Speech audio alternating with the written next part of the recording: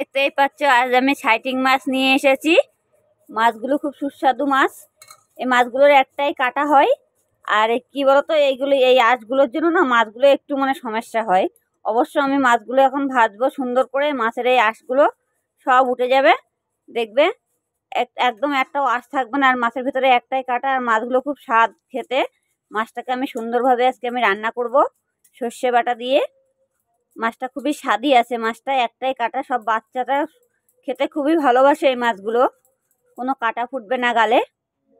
দেখো মাছগুলো কত সুন্দর সুন্দর মাছ।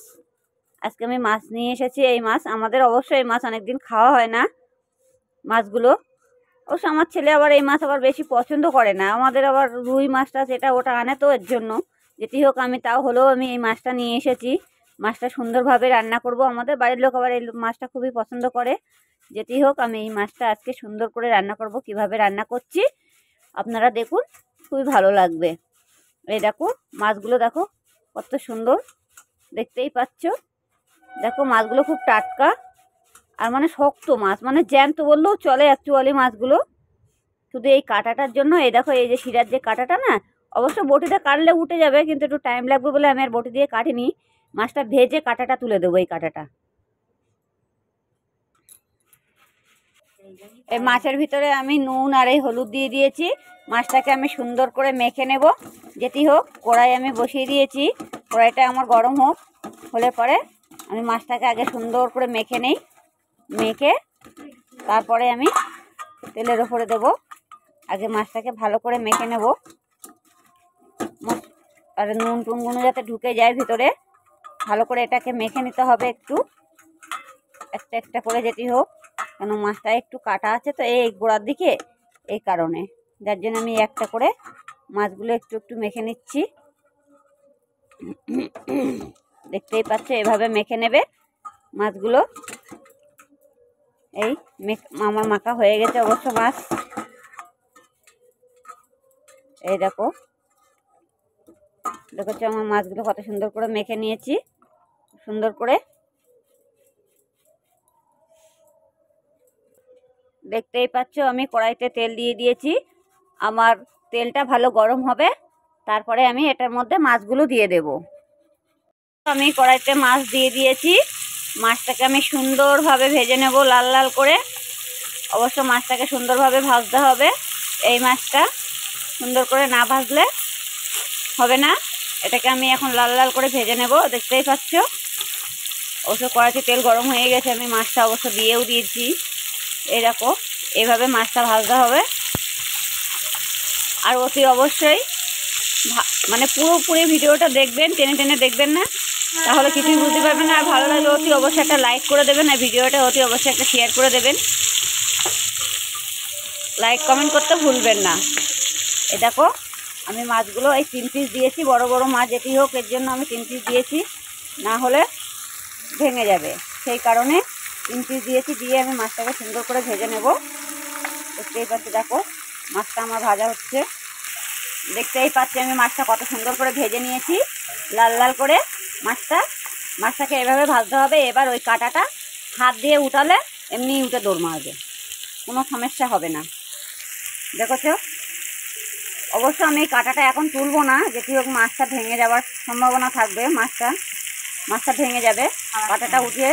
অবশ্য খাওয়ার সময় এটা কাঁটাটা পুরো ফেলা যাবে, তখন অসুবিধা হবে না। দেখেছো তো, সেই তেলের ভিতরে আমি কালো জিরে ফোড়ন দিয়েছি একটু, আর একটু পেঁয়াজ কুচি দিয়েছি, আর কাঁচা লঙ্কা। আপনারা যেমন খাবেন তেমন লঙ্কাটা দিতে পারবে। আমরা দিয়েছি এখানে 4-5টা লঙ্কা আছে। অবশ্য একটু মাছের ঝালে একটু লঙ্কা না দিলে ভালো লাগে না, যেটি হোক। দেখেছো, এবার আমি টমেটো কেটে রেখেছি দুখানা, সেই টমেটো দুটো এর মধ্যে দিয়ে দেব। এই দেখো আমি টমেটো দিয়ে দিয়েছি, সুন্দর করে নাড়াচাড়া দেবো। অবশ্য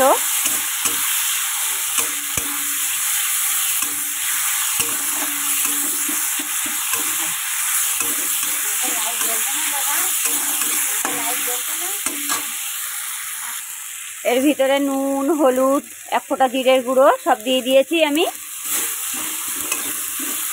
দিয়ে এটাকে আমি সুন্দর করে নাড়াচাড়া দেবো, যেটি হোক টমেটোগুলো ভালো করে গেলে নেব একদম।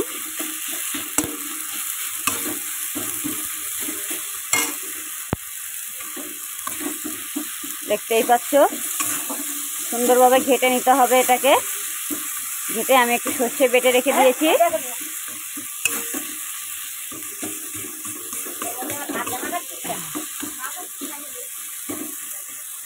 সর্ষে বেটে রেখেছি আমি, সর্ষেটা এর ভিতরে দিয়ে দেব।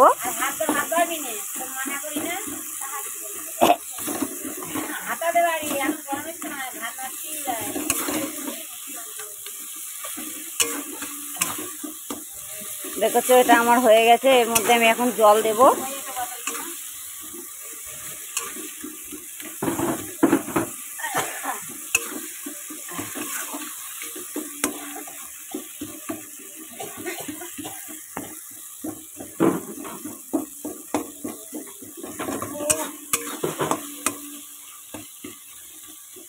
এরকম করে একটু ভালো করে ভেজে নিতে হবে, যাতে মশলাটা কোনো মানে গন্ধ না থাকবে, সুন্দর লাগবে আর তরকারিটা সেই টেস্ট হবে। এটা তো মাছের ঝাল হবে অ্যাকচুয়ালি। এর মধ্যে আমি এখন এবার একটু সর্ষে দিয়ে দেব। দেখতেই পাচ্ছ আমি জল দিয়ে দিয়েছি অল্প একটু। এই জলটা ফুটে উঠবে।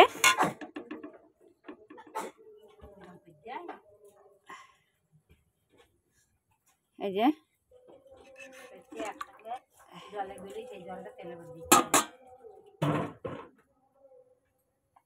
এবার আমি সর্ষেটা আমার বাটা ছিল অবশ্যই এর ভিতরে, এই যে দেখতেই পাচ্ছ সেটাকে আমি দেব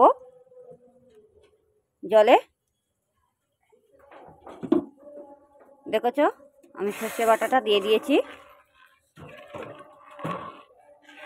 এটাকে আমি এখন সুন্দর করে ঢেকে দেব, তারপরে ফুটে উঠবে। তারপর এক্ষণে মাছটা দেব আমি। মাছটা এখন দেব না, যেটি হোক ঝোলটা না ফোটা পর্যন্ত মাছটা দেওয়া যাবে না। খুব দ্রুত ফুটে গেছে দেখতেই পাচ্ছ। এবার আমি এটার ভিতরে মাছটাকে পুরো দিয়ে দেব। একটা একটা করে দিয়ে দিতে হবে, না হলে ওই হুড়ুস করে ঢেলে দিলে হাতে লেগে যাবে। হাতে লেগে গেলে তখন একটা সমস্যা হয়ে যাবে। এবার আমি একটা একটা করে মাছগুলো সুন্দরভাবে দেব।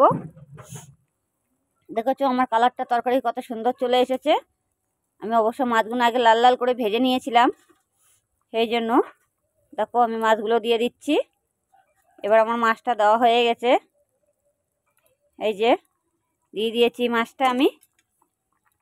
এবার আমি 2 মিনিট ঢেকে রেখে দেবো, যেটি হোক আমার মাছের ঝোলটা, যাতে মাছের ভিতরে ঝোলটা ঢুকে যায়। আর এইভাবে করলে পরে মাছের ঝোল খুব টেস্টি হবে। আর ভালো লাগলে অতি অবশ্যই একটা লাইক কমেন্ট করে দেবে। ভিডিওটা পুরো টেনে টেনে দেখবে না, পুরোপুরি ভিডিওটা দেখবে, তাহলে সব কিছু দেখতে পারবে। দেখেছো কত সুন্দর কালার চলে এসেছে।